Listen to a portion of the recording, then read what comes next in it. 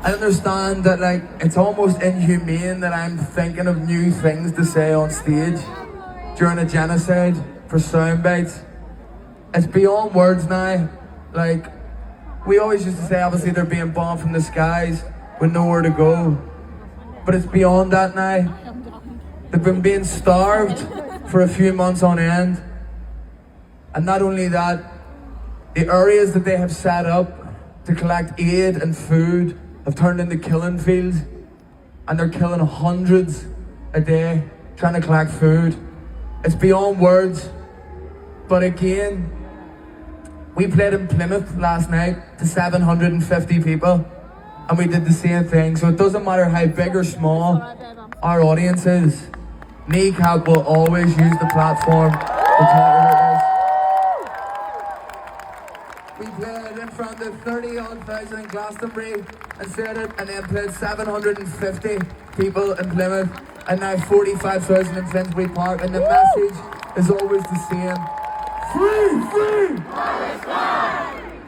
Palestine! Palestine! Palestine! Palestine! Palestine! Irish hip-hop group Kneecap will not relent on their message. I don't have to lecture you people. We're all watching it. We all have a phone. There's no hating it. Israel are war criminals. Yeah! It's a genocide. And it's important. Like, I know sometimes, listen, I can see the amount of Palestinian flags here and it's insane. The BBC editor is going to have some job. So sometimes we feel helpless, sometimes we feel like we're not doing enough, and that's probably true sometimes. But the difference it makes to people in Palestine when they see people from the other side of the world, this many people screaming, free, free, free, free, free, free, free, free, free. And why should they? After all, We all know right now there's a worse occupation happening right now in Palestine.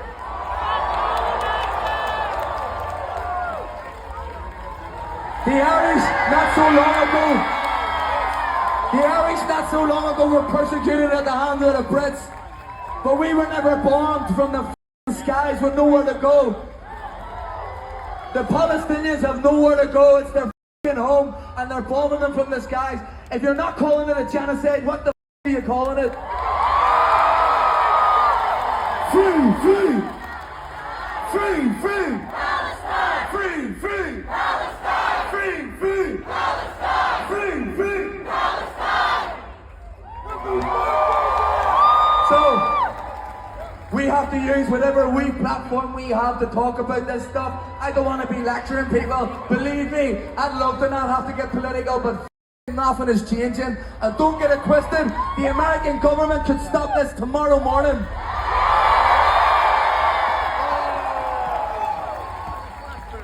So free the 6 counties of Ireland, free Palestine, France out of Africa, Chucky Allah! this was how they used their time at Coachella back in March. Though many are upset, like Sharon Osbourne. If you don't agree with the politics of Glastonbury, you can go somewhere else.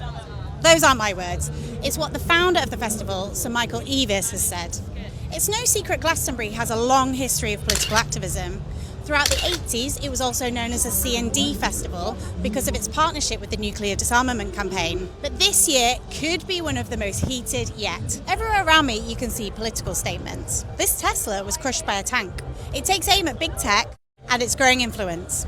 And across the festival, there are signs demanding more is done to tackle global heating, take down the oil industry, and support the rights of trans people. But there's one thing almost everyone here is talking about. Scores of acts are openly supporting Palestine and condemning Israel's bombardment of Gaza. And the Irish rap group Kneecap have made the most headlines. There has been hit piece after hit piece written. Interview after interview given. Smear after smear being printed, condemning Kneecap's politics. Meanwhile, we're in the space now of moral hysteria and moral outrage, and you've a band being held to a higher moral account than politicians who are ignoring international law. Keir Starmer was an international lawyer. He said that Israel had a right to cut water and food into Gaza. They do not. Children are starving to death, and we're spending 6 or 7 days speaking about Kneecap. We spent less than a day speaking about 50 executed medics. And what I'd say on your point there, it's not about whether somebody supports or condemns any group. That's not part of the discussion. But isn't it, in a way? I mean, for somebody, hang on, to say, up Hamas or Palestine, you even know many Palestinians feel they're victims Absolutely. of Hamas. And I suppose what's lost in this, why are the Palestinians where they are today? They're where they are today because there's been a wholesale denial of their rights as human beings on this planet. And to focus in and say to somebody, do you condemn or do you support, is away from the core message. And the core message should be, do you understand? Do you understand why somebody after 77 years of a brutal, violent occupation would resort to violence? Okay. But it's a key point here to make is, and it's one that's left aside, the rest of the world are ignoring Palestinians, their human rights. Kneecap manager Daniel Lambert spoke on the all-out assault mainstream press has gone on when it pertains to this ban. Quite frankly, what gets me is the lack of support they have received. This group, formed in 2017, are part of a generation that has been labeled as the ceasefire babies. They grew up after the 1998 Good Friday Agreement that ended years of violence in Northern Ireland, via NPR. The group's lyrics span everything from working class youth and the culture in Belfast to Irish language rights to a desire for Northern Ireland to join the Republic of Ireland. Why does it matter so much to you guys, the language? I mean, identity's everything. I think a lot of people in Ireland, particularly up the north side of it anyway, are having a bit of an identity crisis. So once you speak the language, you know who you are as a person, and then knowing who you are as a person comes the confidence to do whatever the f you want. Do you know what I mean? Right. All we know is the Irish nationalists, and we know the Republicans, we know are all the bin men and the teachers in our schools and barmen. These people who are just poor working class people want to join a cause, and that's all we see.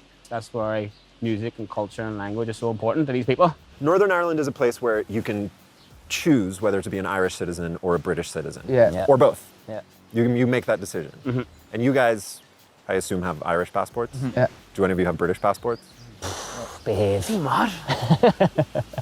It's only a piece of paper at the end of the day too, like, you know what I mean?